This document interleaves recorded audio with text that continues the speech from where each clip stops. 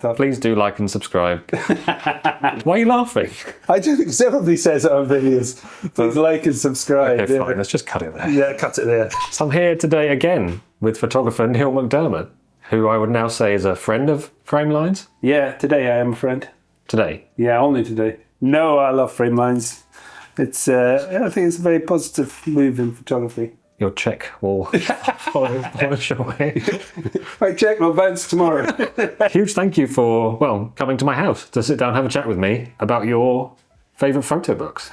Well, they're my favourite photo books today. I suspect, like a lot of people, that they have favourite photo books one day and then the next day they have 5 more favourite photo books, but they're for today anyway. And that's good enough. Let's have a look. Let's have a look, yeah. So shall we start? Let's start with the first book I ever bought. This is Cape Light by American photographer Joel Meyerowitz. When I was growing up in Scotland in the late 70s and the early 80s, like a lot of people growing up in rural Scotland, I was very influenced by American culture. America, I think, was seen to us as particularly the Scots and the Irish, as the sort of promised lands. When I started to get into photography in the late 80s and early 90s, I stumbled across this book. Well, I was reading a lot of American literature at that time, things like Catcher in the Rye and On the Road by Jack Kerouac and Scott Fitzgerald.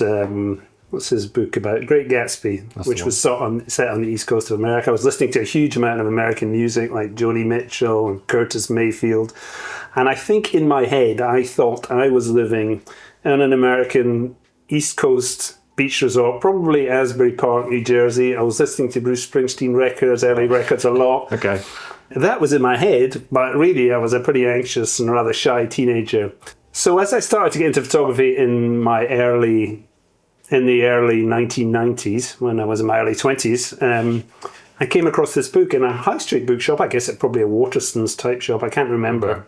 And it seemed to tick so many boxes for me because it's such a classic look at America at that time, particularly on the East Coast. On top of that, it was the first photo book. I didn't realise at that time that there was such a thing as photo books, as a book was predominantly dedicated to photography. So that's really why I bought it. So this was your first introduction to Joel Meyerowitz's Yes, this is the first introduction. I didn't realise that he was a street photographer. In fact, I didn't really know what street photography was at that time. And I loved it because I had grown up inland, so I hadn't been to the coast. So I didn't really know much about, coastal living in it. I was always drawn to it. I guess I always wanted to live in a somewhat rundown beach resort, preferably in America. And the things that I loved about it, of course I loved the colour. It was such an incredible use of colour. I also loved that there's so many Americanisms that are in this book, things that I'd read about in books and in songs particularly and that sort of thing. So here you have a picket fence, which is such an American thing, to make such an iconic picture of just one picket fence. Then we have beach shots, lots of beach shots. Lots of interiors, American interiors, and things like the Dairyland, or Dairy Queen, which is such an American, and an ice cream parlour. We just didn't have that in Scotland where I was growing up.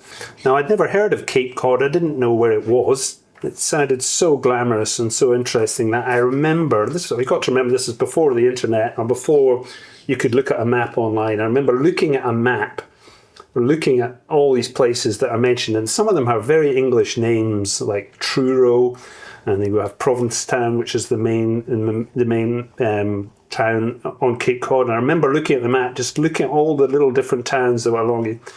And I always had this sort of semi-feeling that maybe I would get to Cape Cod one day, and I'd walking up and down the beach, and up on a dune somewhere there would be Joel with his big 10x8 camera, because these were all made with a large 10x8 plate camera. And there he would be, and there's a picture of him on the back with his camera. I'd be walking along the beach, and there he would be up on the dune, and I'd say, "Hey Joel, love your work," and just wander on down the beach, and he's still there. Joel Meyerowitz, the Cape Light, was the first book I bought, so I thought it would be apt to bring the last book I bought, which I bought only a few weeks ago. This is by a Japanese photographer called Akihiko Okamura. And I haven't heard of this guy before. I'd never heard of him until a couple of months ago. And it's a book called The Memories of Others. And it's pictures from the troubles in Northern Ireland. So what I've read about this is Akihiko moved to Dublin I think in the late 60s with his wife and 4 kids. He was a somewhat celebrated, a little bit celebrated photographer in Japan. Not that well known, but he was from quite an aristocratic family, I think. But he moved to Dublin with his wife and 4 kids. But he didn't drive. Okay. So his wife used to drop him at the station in Dublin. He used to catch the train up to Belfast, and he documented the troubles there. But the work has really been hidden until unseen until a few months ago, really. I think the Photo Museum of Ireland have been really great and put together this book along with some publishers and an exhibition. And I think for me, it's a great series because it documents Northern Ireland, the troubles there, and it's a complete series which was done in colour. And I know that other photographers like Don McCullen and French photographer Gilles Perez had covered Northern Ireland, but they were generally in black and white. So it's an incredible body of work. A few things that I noticed that a big thing that he's done is he's been very, very clever at picking up little details that probably he didn't notice at the time, which are really, really important now as you look back. Things like street signs, little details. Lots of the work is shot in portrait format, which is very unusual. I think portrait format is a way that you can get a lot of detail. You can get quite close into subject. And here it's a incredible image here of some children playing with possibly some kind of dummy like a Guy Fawkes that's lying on the ground, and it's got a red towards the middle where it's obviously been stuffed with some sort of cladding which is red. It looks like blood and it looks like a body, and in fact it's kids playing, and in the background there's 2 policemen looking on, and the composition is incredible. So yeah, good work, Akihiko. What's it called again? It's called The Memories of Others, which is a nice title as well. That is a good title. There we go. So, hopefully I haven't looked at this book too much, but relatively cheap, and it's a nice book. So, we've got Segregation Story by Gordon Parks. I've just got huge respect for Gordon Parks. He's an incredible figure. I think he grew up in the 1940s and started as a photographer in the 1940s, did some work during the Second World War. But you've got to understand, he was a black man who was working in the creative arts, and he was way, way ahead of his time. He, as I say, worked in the Second World War, did some work there. But then in the 1950s, he started working for Life magazine and Vogue magazine in New York. But in 1956, I think it was, he was commissioned by Life magazine to go down to Alabama to do this story on because segregation, or what they called the Jim Crow laws, which were still in place at that time, which meant a man like himself, who was incredibly talented and achieving great things in the world, couldn't even use the same washrooms or drink in the same water fountains as white people. I mean, it was incredible. And he went down there and did this story, which was initially published in Life magazine. I think they only used 15 or so shots as they do in a spread, and the work was sort of forgotten about. And it wasn't until the early 2000s or 2010 the foundation, which had been the Gordon Parks Foundation, found the full set of images in a sort of storage bin, and they dug them out, and it's republished as a book. And it's just incredibly beautiful work. I can't remember, it must be about 10 years ago, I went to a talk by a photographer called Joel Sternfeld, that some of you might know. And he was at the Photographers Gallery in London, and somebody asked him a question about political photography and whether he thought his work was political. I can't remember exactly what the question was. And he said this thing which stuck with me. He said that the most political thing you can have in a photograph is beauty. And I didn't really realise that until I saw some of the pictures in this series. Because Gordon Parks could have gone down to Alabama and done this series in the South, And he had a reason to be angry and annoyed about what was going on. More than annoyed, absolutely furious.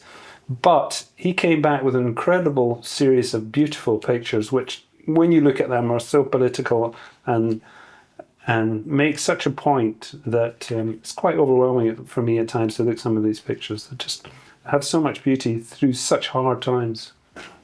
So this is probably the best known picture from the whole series. It's incredibly moving, incredibly beautiful picture.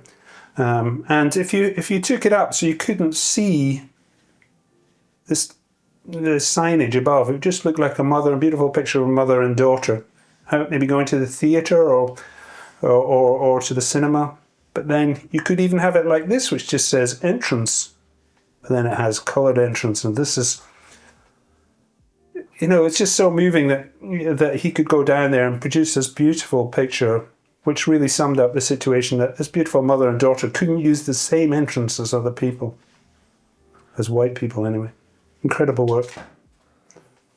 And to think that this stuff sat in a bin somewhere and was not seen for 50 years.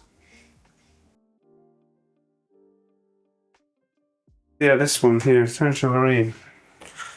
Some photos from London. Yes. I own this book. It's a great... Yeah.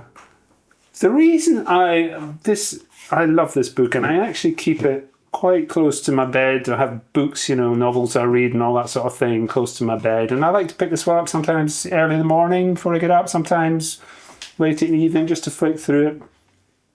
Now this is by a Chilean photographer, Sergio Lorraine. And I'm not quite sure the story, but he came to London in 1959, obviously, for 6 months, 9 months, for a year, and he just photographed the city. And it's incredibly poetic work. I mean, I think the pictures themselves are maybe sometimes a little bit blurry, a little bit out of focus at times, but they have such a mood to them. You feel you're there at that time. And obviously, he's picked up on a few of the cliches of London, of men in bowler hats and taxis and trilby hat there, and those sort of jackets they used to wear. As I say, some of them are slight amounts of movement in them, possibly cropped a little bit, pretty grainy. Quite long lens as well, aren't they? They're quite... Some of them are with quite a long lens. Some of them are shot through bus windows. It's quite abstract, some of it. It is quite abstract, and it was a little bit ahead of its time, I should imagine. I sort of feel I kind of know him through these pictures. I feel like I know what he's like as a person. Maybe a little bit reserved, a little bit quieter, a little bit maybe poetic. But one of the things that I also really love about this book is that there are distinguishable places in this book. So I came to London in my early 20s to live here, and it's my town now. I've lived here most of my adult life, and I'm still in love with the city. And when I see them depicted in films or in written about in novels, or particularly in photography, because that's my discipline, and when I see different areas, I love to say, oh my goodness, there is the Bank of England, and this is outside the Bank of England, I'm pretty sure. And then, of course, here we've got London Bridge. I think it's London Bridge. It's the old London Bridge, I think. I'm not sure 100%, but I think it is. And then you've got a railway station here. I'm guessing that's probably Liverpool Street or Waterloo or somewhere like that. Possibly Victoria Station. And I love to just flick through here. And there we have the river's changed a lot in London because it's not so industrial anymore, but you can still pick out elements of where they are. It's probably down Shad Thames area. And of course, iconic Tower Bridge. And there we go, this is Trafalgar Square. You can see the lions. And it just gives me an incredible buzz to go out and take pictures in London, and to think that I can walk down some of the streets that Sergio Lorraine and other people too particularly Robert Frank did a similar series when he came to London, and a good number of photographers. And this is a street I've walked down many times trying to take pictures, which is in the city of London. It's a little alleyway. You've got the Jamaica Wine House. I've walked down this alleyway a good number of times, and it's just incredible to walk down these streets and see some of your heroes have gone down there. And it's not just well-known people. It's some people who are maybe a little bit less well-known, like Edith Tudor Hart was a photographer, and Dorothy Boehm, and people like Bert Hardy and Jane Bowen, who were photographers who, documented these streets. I really get a real buzz of just trying to walk down there and try and take a little bit of what they've done and try and, keep the story going a little bit. Take a little something from your heroes. Here we go. Incredible. This is woman, the way she's turned back. Again, I feel that's down towards the Bank of England, and I love to be able to, if I ever spot these places, just to go down there. That's another one, I think, from the Bank of England. Here, you can see it right up here, Baker Street. Oh. The Baker Street station, which I know is a favourite of a lot of street photographers. It's a classic. It's a classic, and just to be able to go there and kind of get your own take on it. So yeah, it's probably the book I look through most, just because that's my city. Your final book you wanted to talk about, South of Market. Yeah, I think like a lot of people maybe in the Framelines community are big fans of Janet Delaney. I hadn't heard of Janet's work until I think it was about 2012, 2013, and so I saw somebody mention this book, South of Market, online, so I got hold of it. And it's really an incredible project, and I think I'd use the project term here because it feels very, very complete. I think as a photographer, sometimes it's quite hard to do something which is complete. You get some of the way there, or you maybe even go too far and do too much. But for this project with Janet, I think she really it feels like it's so well planned. It includes incredible landscapes, I would call them cityscapes really, a lot of architecture with buildings, some details, but the basis for me of the project is the portraits which run through it. The South of Market area is an area of San Francisco, and I think once you've lived in big cities for a while, you realise that although major cities around the world have general feelings to them, really cities are made up of, I guess you'd call them areas or neighbourhoods. And each of the neighbourhoods in a city has its own feeling, its own vibe, I guess you could. And South of Market obviously had that. It had a feeling to it as far as I can make out. And Janet seems to have been able to capture this in an incredibly strong way. I understand that she'd moved there, I think, in the late 70s, and the pictures were taken in the late 70s and early 80s. The work has an undercurrent of political nature to it, because like all neighbourhoods, they change, and I believe at that time the South of Market was on the verge of being, I guess you'd call it gentrified. I'm not sure that was a word that was used at that time, but it's certainly a word that's used now. It was an area that was changing, and a lot of the businesses and people were getting squeezed out, and a newer, richer audience, well off, were moving into the area, and the area was changing. And to be able to capture that is in a very, very subtle way is an incredibly difficult thing to do. If you look through the portraits in the book, she's managed to. I feel like she's captured a huge variety of different people who live in the neighbourhood. These three guys here are just incredibly stylish and just stood there looking nonchalant, and I love that. They just look so cool. And then she's picked up on, I think there's a couple who work in a Chinese restaurant. There is a guy with I'm assuming he's part of a gay community with this kind of motorbike. There's a couple who work in a Chinese restaurant. There's a fantastic portrait of a young guy trying to do weightlifting, a teenager, and I guess when you're a teenager, we're all trying to build up our muscles when we're like teenagers, and I just love the way he's like, she's set up her camera, and I feel like I'm going to do this, and then he got it up there, and maybe he's struggling a little bit, and he's caught her in just a moment of Is he going to get that up there? I'm not sure. But this fantastic portrait. And the colours are very... And this is the couple, the Chinese couple out there. You know, obviously, I feel this is before the service is about to begin. They're probably they're eating. And just really great colours.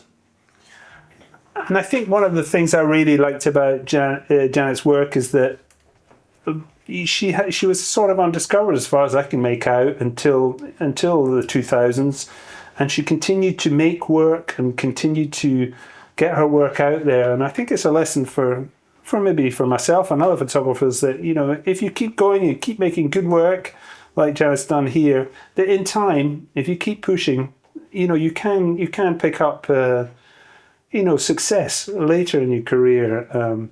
And Janet's still out there making work, and I'm just a big fan of what she does.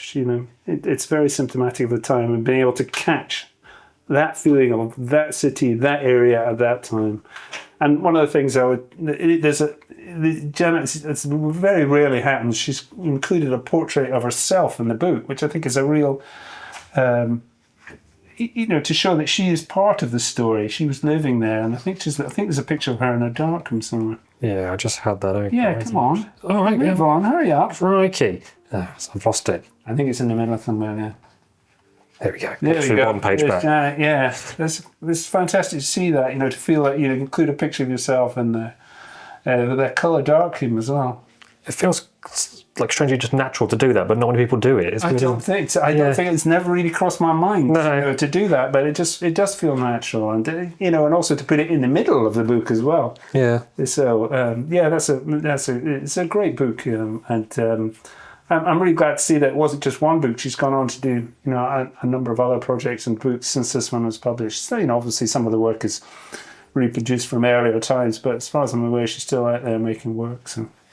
That was really fun. Thank you very much for your time. It's great to be here. If anyone has any questions, they can reach out to you. Yeah, anybody send messages, or I'm on social networks, so you can email me or whatever.